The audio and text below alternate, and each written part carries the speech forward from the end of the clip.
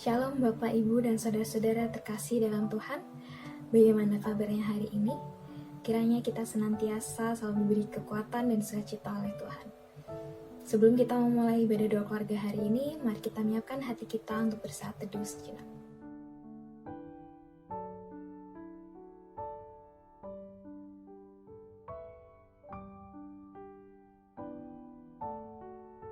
Mari Bapak, Ibu, dan Saudara-saudara terkasih, bersama-sama kita memuji Tuhan dari NKB 115 ayat 1 dan 2.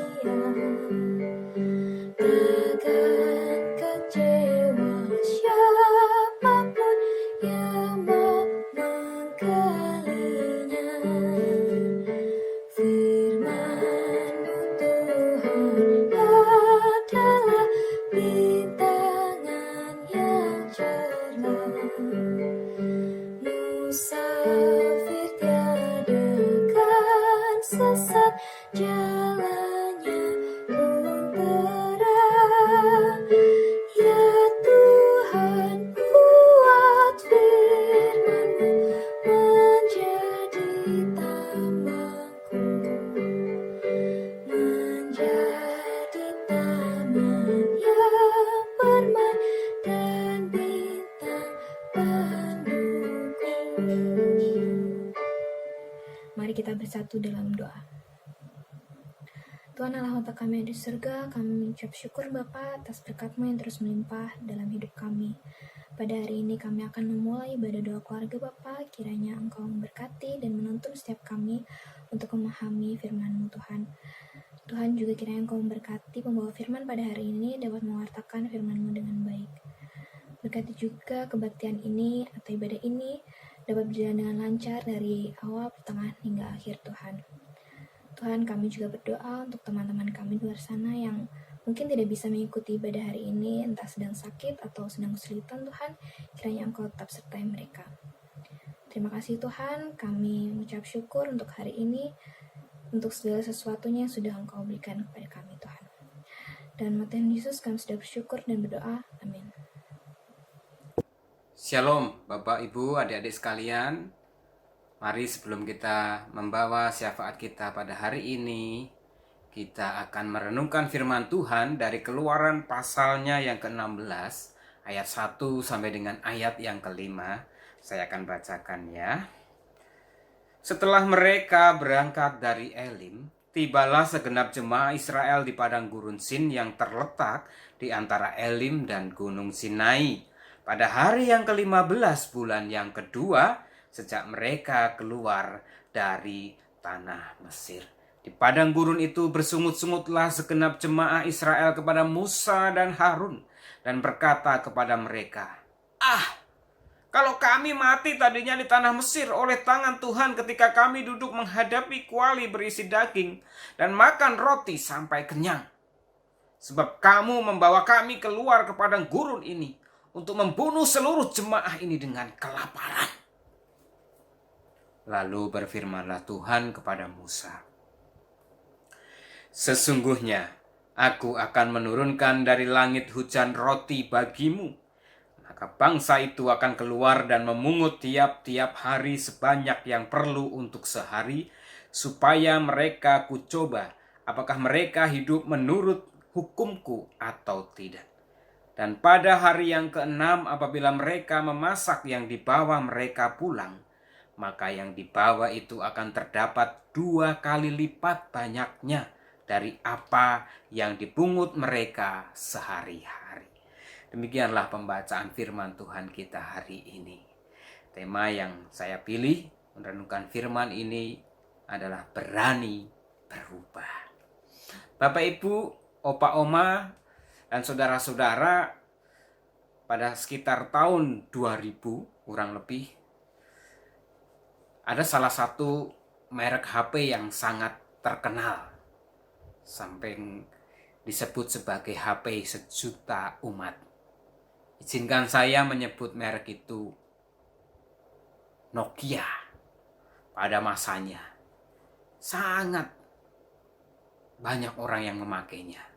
Mungkin Bapak Ibu, opa oma pernah menggunakan handphone merek itu.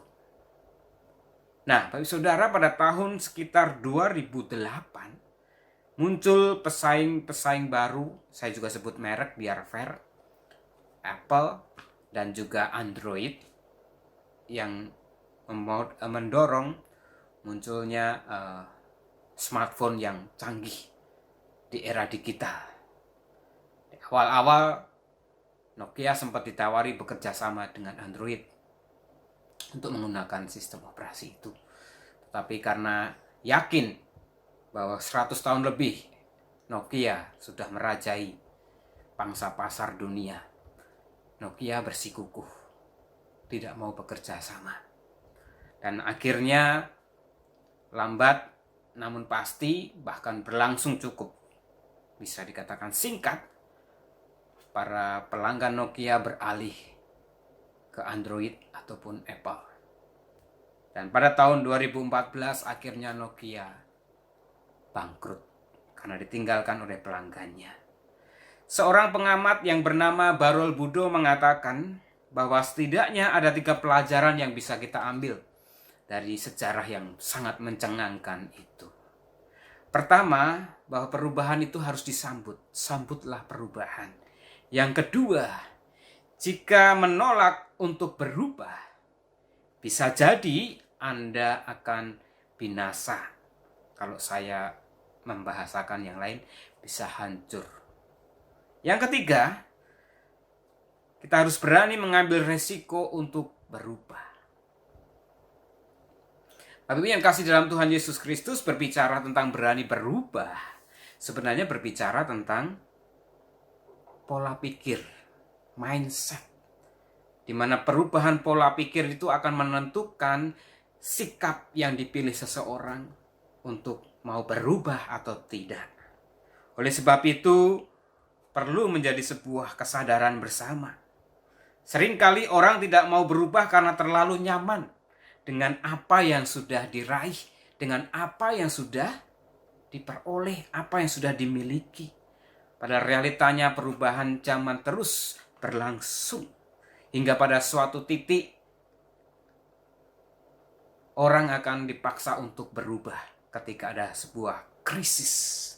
Persoalannya Bapak Ibu Saudara, ketika krisis melanda, bagaimana orang merespon perubahan itu akan menentukan dia berhasil atau tidak. Maksud saya, kalau kita merespon dengan tidak tepat, justru kita akan bisa hancur. Oleh sebab itu dibutuhkan hikmat yang dari Tuhan, supaya perubahan yang akan kita ambil itu mendatangkan kebaikan. Bukan hanya diri kita, bukan hanya bagi orang di sekitar kita, tetapi sebagai orang percaya, apa yang kita perbuat, perubahan yang kita lakukan, selalu sesuai dengan jalan Tuhan, yaitu seturut dengan kehendak Tuhan di tengah-tengah dunia. Menggenapi apa yang menjadi rencana Tuhan dalam kehidupan kita di dunia ini. Bapak Ibu dan Saudara dikasih Tuhan Yesus Kristus, bacaan firman Tuhan yang saya pilihkan pada hari ini adalah sebuah situasi krisis yang dialami umat Israel setelah mereka berhasil keluar dari tanah Mesir, bahkan terlepas dari kejaran Firaun. Mereka sudah bisa menyeberangi Laut Teberau, namun mereka diperhadapkan pada padang gurun Syur. Di hari yang ke-15 bulan yang kedua, hampir 1,5 bulan. Dan setelah 3 hari mereka berjalan menyusuri padang gurun Syur yang panas, yang gersang, yang tandus, tidak ada tanaman. ternak mereka mengalami kehausan dan kelaparan. Ketika pada titik itu mereka tidak sanggup lagi menahan diri mereka. Mereka diperhadapkan pada pilihan untuk tetap teguh setia kepada Tuhan atau menyangkali. Dan kenyataan yang dialami oleh umat Israel dengan kata-kata tadi, lebih baik aku mati di Mesir dengan menghadapi atau dengan melihat daging dikuali daripada mati kelaparan di padang gurun. Tapi saudara, ini sebuah penyangkalan yang sangat mendukakan hati Allah. Mereka melupakan bahwa perjalanan mereka sampai di titik itu semua adalah karena pertolongan Tuhan, campur tangan Tuhan, karya Tuhan. Tanpa pertolongan Tuhan mereka sudah bisa saja binasa oleh pasukan Fir'aun. Ketika mereka tanpa penyertaan Tuhan bisa saja Laut Teberau yang terbelah itu bisa menutup sehingga mereka tenggelam. Tapi Tuhan yang menuntun mereka. Inilah situasi krisis Bapak Saudara ketika orang tidak sanggup lagi menahan beban hidupnya. Dia bisa melupakan kebaikan Tuhan. Dan akhirnya mereka jatuh dalam sungut-sungut. Dalam situasi seperti itulah Tuhan hadir. Tuhan menyapa. Tuhan bersabda. Tuhan memberikan apa yang mereka butuhkan. Tuhan menyediakan mana pada pagi hari dan juga burung puyuh sebagai dagingnya di sore hari. Sungguh itu di luar pemikiran mereka. Karena yang mereka tahu, mereka sudah hopeless di padang gurun. Mana ada tanaman, ada pertanian, mana ada ternak. Tidak ada. Namun firman Tuhan lewat Musa menjadi bukti nyata Allah berkuasa untuk memelihara mereka. Namun ada syaratnya. Mereka harus mengikuti apa yang menjadi perintah Allah. Yaitu mereka mengambil secukupnya di pagi hari. Mana itu. Dan juga di akhir pekan mereka akan berlipat mana itu meskipun diambil sekali untuk hari Sabatnya. Begitu luar biasa Bapak Saudara pemeliharaan Tuhan. Namun dibutuhkan bukan hanya iman percaya Allah sanggup memelihara, tetapi dibutuhkan ketaatan dan kesetiaan untuk melakukan firman-Nya. Bapak Ibu dan Saudara yang dikasihi oleh Tuhan Yesus Kristus, dari peristiwa ini saya mengajak untuk kita melihat dua hal penting. Bahwa situasi krisis bisa membuat kita melupakan segala berkat Tuhan. Oleh sebab itu bersyukurlah senantiasa ketika kita diperhadapkan pada situasi sulit. Ingatlah kebaikan-kebaikan Tuhan di masa yang lalu. Penyertaan Tuhan, pertolongan Tuhan, bahkan mungkin mujizat-mujizat yang pernah engkau alami, engkau rasakan. Agar engkau tetap bisa bersyukur, bukan bersungut-sungut. Yang kedua, tetaplah setia dan percaya kepadanya. Tuhan itu peduli di saat krisis. Dia tidak meninggalkan umatnya. Dia bisa memberikan apa yang kita butuhkan melampaui jangkauan pikiran manusia. Oleh sebab itu kita harus tetap percaya. Sepasti fajar pagi yang akan terbit di ufuk timur. Meskipun mendung, meskipun hujan badai, fajar akan tetap menyingsing. Itulah kasih Tuhan yang nyata. Yang ketiga Bapak Saudara, mari kita tetap mentaati firman Tuhan dan setia melakukannya. Taat dan setia bukan berarti tidak bisa salah, tidak bisa keliru, tidak bisa jatuh ataupun gagal. Tapi orang yang taat dan setia ketika dia tak salah, dia gagal, dia jatuh, dia akan bangkit lagi. Dia akan bangun untuk tetap menghidupi apa yang menjadi keyakinannya, melakukan firman Tuhan. Bapak yang kasih dalam Tuhan Yesus Kristus, pertanyaan reflektif kita pada saat ini sebelum kita berdoa. Apa dan bagaimana sikap kita ketika beberapa waktu ini kita diperhadapkan pada krisis karena pandemi virus corona? Mari Bapak Saudara, kita melihat dalam diri kita. Mungkin selama ini kita lebih banyak bersungut-sungut, tidak bersyukur. Maka hari ini kita diingatkan untuk senantiasa bersyukur apapun situasi dan kesulitan yang sedang kita hadapi. Mungkin kita harus berjuang keras, mencari konsumen, jualan untuk supaya tetap ada pemasukan. Mungkin anak-anak juga harus belajar ekstra dengan segala keterbatasan dan kesulitan yang ada. Tetapi ingat, Tuhan tetap menolong. Umat yang dikasihi Tuhan, yang kedua yang saya ajak untuk kita benar-benar yakini memasuki new normal ini, kita harus berani berubah. Meninggalkan zona nyaman kita di masa lalu. Kita harus realistis dengan fenomena dan realita yang ada. Karena obat belum ditemukan, kita harus berani berubah.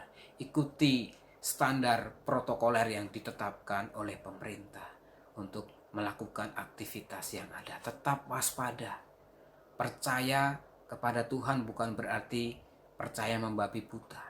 Setiap petunjuk, setiap informasi yang ada menolong kita untuk tetap terlindungi. Tangan Tuhan terus menyertai dan menolong dan memampukan kita Bapak Saudara untuk berubah menjadi lebih baik sesuai dengan rencananya. Kita akan tetap terus melihat kemuliaan Tuhan dinyatakan. Amin. Kita masuk dalam saat teduh.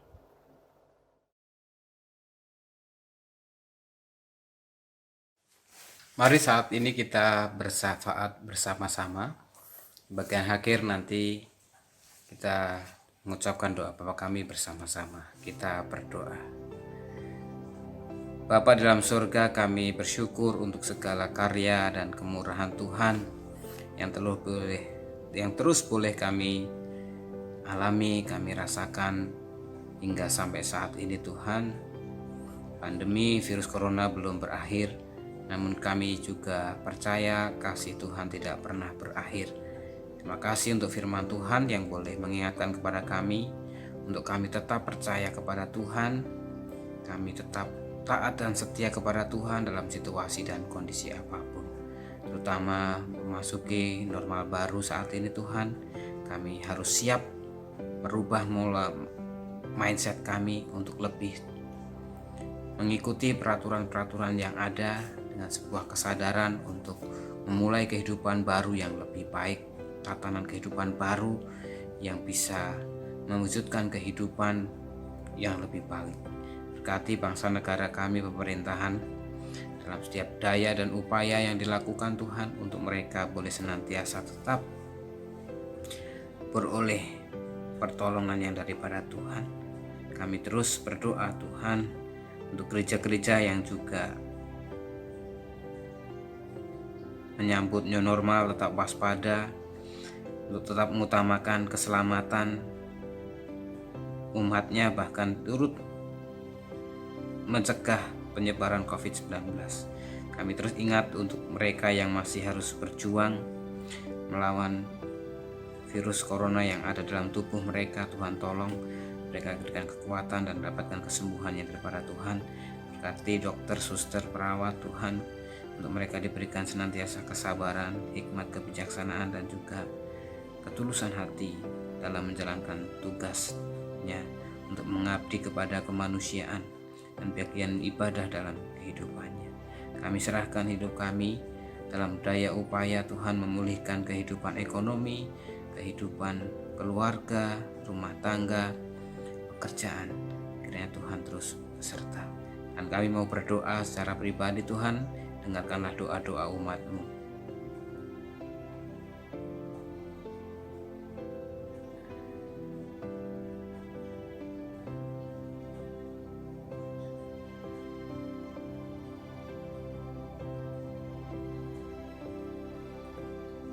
Inilah doa-doa kami pada hari ini Tuhan, yang kami minta dan kami alaskan dalam satu nama Tuhan kami Yesus Kristus yang telah mengajarkan kami berdoa. Bapa kami yang di surga, dikuduskanlah namamu, datanglah kerajaanmu, jadilah kehendakmu di bumi seperti di surga. Berikanlah kami pada hari ini makanan kami yang secukupnya, dan ampunilah kami akan kesalahan kami, seperti kami juga mengampuni orang yang bersalah kepada kami. Dan jangan bawa kami ke dalam pencobaan, tapi lepaskanlah kami daripada yang jahat, karena Engkaulah yang punya kerajaan dan kuasa dan kemuliaan sampai selama-lamanya. Amin. Umat Tuhan yang terkasih, kita akhiri ibadah doa keluarga hari ini. Kiranya firman Tuhan yang sudah kita renungkan dapat menjadi penerang setiap langkah kita untuk tetap menyatakan kasih Tuhan. Tetaplah sukacita untuk mewartakan kasih-Nya. Mari kita bersama-sama memuji Tuhan dari PKJ 239 ayat 1-3.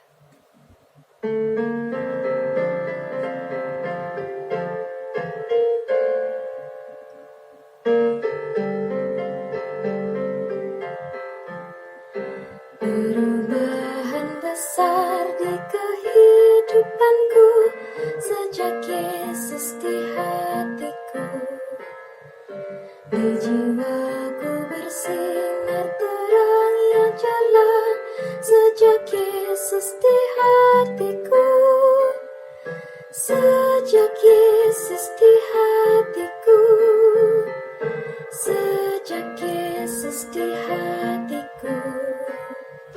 Jiwaku bergemar bagai ombak besar sejak Yesus di hatiku. Aku tobat kembali ke jalan benar sejak Yesus di hatiku. Dan dosaku dihapus, jiwaku segar sejak Yesus di hatiku. Sejak Yesus di hatiku. Sejak Yesus di hatiku. Jiwaku bergemar bagai ombak besar sejak Yesus di hatiku. Aku rindu pergi ke tempat Tuhanku sejak Yesus di hatiku. Aku riang gembira berjalan terus sejak Yesus di hatiku. Sejak Yesus di hatiku. Sejak Yesus di hatiku.